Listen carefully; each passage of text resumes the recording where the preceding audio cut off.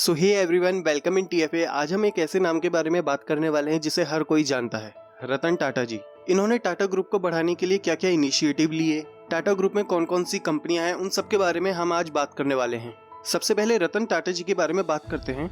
रतन टाटा जी, इनका जन्म 28 दिसंबर 1937 को सूरत गुजरात में हुआ था। इस टाइम पे जो गुजरात था वो महाराष्ट्र का ही एक पार्ट था। रतन टाटा जी की माता का नाम सोनू टाटा और पिता का नाम नवल टाटा था। रतन टाटा जी के पेरेंट्स 1940 में एक दूसरे से अलग हो जाते हैं। इसके बाद इनकी दादी के द्वारा ही इन्हें पाला जाता है। इनकी दादी का नाम नवजबाई टाटा था। रतन टाटा जी ने अपनी इनिशियल एजुकेशन मुंबई के कैंपियन स्कूल से पूरी करी है। इसके बाद इन्होंने बीएस किया। जो बीएस था वो आर्किटेक्चर से किया और साथ ही साथ इन्होंने स्ट्रक्चरल इंजीनियरिंग की पढ़ाई भी पूरी करी। 1962 तक इन्होंने इंजीनियरिंग की पढ़ाई पूरी कर ली थी। इसके साथ ही इन्होंने इंटर्नशिप भी करी। भारत लौटने से पहले रतन टाटा जी ने लॉस एंजलिस के कैलिफोर्निया में जोन्स एंड एमोन्स के वहाँ पे कुछ समय कार्य किया। ये टाइम 1961 का था। अपनी इंटर्नशिप को पूरा करने के बाद ये भारत लौट आते हैं। इसके बाद इन्होंने टाटा स्टील, जो इन्हीं के समूह की एक कंपनी थी, उसमें बहुत ही इनिशियल लेवल से काम स्टार्ट किया ताकि वो काम को अच्छे से समझ सकें। 1971 में इन्हें नेल्को कंपनी का डायरेक्टर भी नियुक्त किया गया।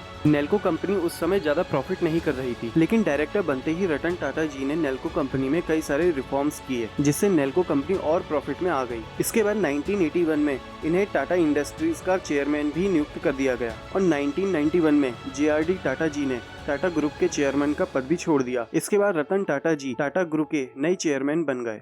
रतन टाटा जी हमेशा एक इकोसिस्टम तैयार करना चाहते थे। आज टाटा ग्रुप के अंदर कई सारी वैल्यूएबल कंपनियां हैं। रतन टाटा जी 28 दिसंबर 1912 को टाटा समूह के चेयरमैन पद से अपना इस्तीफा दे देते हैं, लेकिन आज भी वह टाटा सन्स की 2 ट्रस्ट के चेयरमैन बने हुए हैं। रतन टाटा जी को कई पुरस्कार भी दिए गए हैं। सन 2008 में रतन टाटा जी को पद्म विभूषण पुरस्कार दिया गया था। अब बात करते हैं टाटा ग्रुप की। टाटा ग्रुप के अंदर कौन कौन सी कंपनियां हैं उसके बारे में हम सब लोग जानते हैं। तो हम सबसे पहले टाटा ग्रुप की सबसे ज्यादा प्रॉफिट करने वाली कंपनी के बारे में बात कर लेते हैं। उस कंपनी का नाम है टीसीएस, टाटा कंसल्टेंसी सर्विस। इस कंपनी में लगभग 5 लाख से भी ज्यादा लोग आज काम कर रहे हैं। टीसीएस कंपनी का प्रेजेंस इंडिया में नहीं बल्कि और देशों में भी है। टीसीएस आपको यूएस में भी मिलेगी, ऑस्ट्रेलिया में भी मिलेगी और भी बहुत सारे देश हैं जहाँ पे टीसीएस अपना बिजनेस करती है। टीसीएस इंडिया की one of the largest IT company है। हमारे देश में और भी बहुत सारी आईटी कंपनियां हैं, लाइक विप्रो हो गया, टेक महिंद्रा हो गई, इन्फोसिस हो गई, लेकिन जो टीसीएस करती है वो और कोई कंपनी नहीं कर सकती। टीसीएस का अभी तक का जो रेवेन्यू है वो 1.5 लाख करोड़ से भी ज्यादा है। आप सबने बीएसई का नाम तो सुना ही होगा, बॉम्बे स्टॉक एक्सचेंज। बीएसई में रियल टाइम ट्रेडिंग के लिए जो सॉफ्टवेयर यूज होता है उसे टीसीएस ने ही बनाया है। जितने भी गवर्नमेंट के एग्जाम हो गए उनके बिहाफ पे टीसीएस ही वो कंपनी है जो ये एग्जाम कंडक्ट कराती है। टीसीएस टाटा ग्रुप की बैकबोन है। अब बात करते हैं जैगुआर लैंड रोवर की।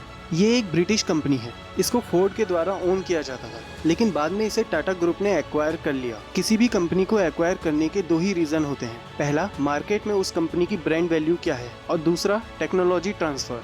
ये बात बिल्कुल सही है कि जब टाटा मोटर्स ने जैगुआर लैंड रोवर को एक्वायर किया था तो टाटा मोटर्स की सेल्स कुछ ज्यादा अच्छी चल नहीं रही थी। टाटा मोटर्स को रिफॉर्म्स की जरूरत थी और रिफॉर्म्स लाने में कुछ टाइम भी लगता है। आज टाटा मोटर्स जितनी भी गाड़ियां लॉन्च कर रहा है उसमें लैंड रोवर के D8 प्लेटफॉर्म को यूज कर रहा है। टाटा मोटर्स ने जैगुआर लैंड रोवर के द्वारा अपनी ब्रांड वैल्यू को बहुत ज्यादा बढ़ाया है और साथ साथ टेक्नोलॉजी ट्रांसफर भी की है ताकि मिड सेगमेंट की जितनी भी कारें हैं उन सबको भी अच्छा बनाया जा सके। आज टाटा मोटर्स के द्वारा जितनी भी गाड़ियां मार्केट में लाई जाती हैं वो सिक्योरिटी में नंबर 1 होती हैं। अब बात करते हैं टाटा समूह की एक और कंपनी के बारे में। उस कंपनी का नाम है टाटा मोटर्स। शुरुआत के टाइम पे टाटा मोटर्स को टेल्को कंपनी कहा जाता था क्योंकि ये कंपनी लोकोमोटिव्स का बनाया करती थी। फिर धीरे धीरे टाटा मोटर्स पैसेंजर सेगमेंट में भी एंटर करती है और 1990 के टाइम पे टाटा मोटर्स टाटा सियारा को लॉन्च करती है। टाटा मोटर्स आज देश की सबसे बड़ी ऑटोमोबाइल कंपनी है।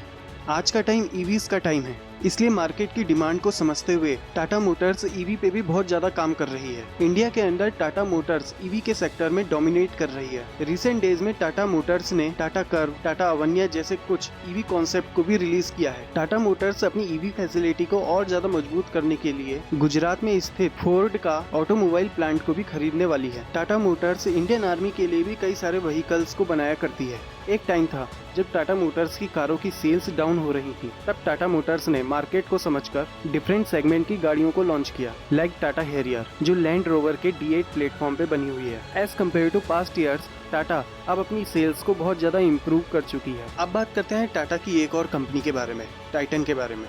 टाइटन कंपनी का हेडक्वार्टर तमिलनाडु में आपको मिलेगा। टाइटन कंपनी लग्जरी थिंग्स में डील करती है, लाइक फैशन एसेसरीज, ज्वेलरीज और स्पेशली वॉचेस। टाइटन कंपनी ने वॉचेस पे बहुत ज्यादा ध्यान दिया। सोनाटा कंपनी का नाम तो आप सभी लोगों ने सुना होगा ना, वो भी टाटा का ही प्रोडक्ट है। टाइटन कंपनी ज्यादातर प्रोफेशनल वॉचेस बनाया करती थी, इसलिए टाइटन ने अपनी एक सब्सिडरी भी लॉन्च करी, फास्ट ट्रैक। ये एड तो आप सभी लोगों ने देखा होगा।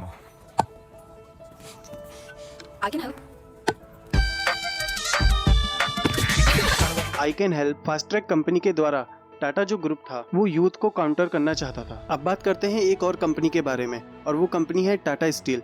टाटा स्टील जो कंपनी है वो 25 अगस्त 1907 को जमशेदजी टाटा के द्वारा बनाई गई थी। ये कंपनी भी अपनी प्रेजेंस इंडिया, यूरोप और साउथ एशिया में रखती है। इस कंपनी में ऑल ओवर द वर्ल्ड 32,000 से भी ज्यादा लोग एम्प्लॉयड हैं। टाटा स्टील की टोटल ईयरली स्टील प्रोड्यूस करने की कैपेसिटी 34 मिलियन टन से भी ज्यादा है। अब बात करते हैं टाटा एयरलाइंस की। टाटा एयरलाइंस को 1932 में लॉन्च किया गया था और 1953 तक टाटा एयरलाइंस के चेयरमैन JRD टाटा बने हुए थे, और 1954 को टाटा एयरलाइंस का नेशनलाइजेशन कर दिया जाता है और उसके बाद टाटा एयरलाइंस एक गवर्नमेंट कंपनी बन जाती है। 1954 तक लगभग 9 छोटी बड़ी कंपनियां थीं। उन सभी कंपनियों को एक साथ मिलाकर उनका नेशनलाइजेशन कर दिया जाता है।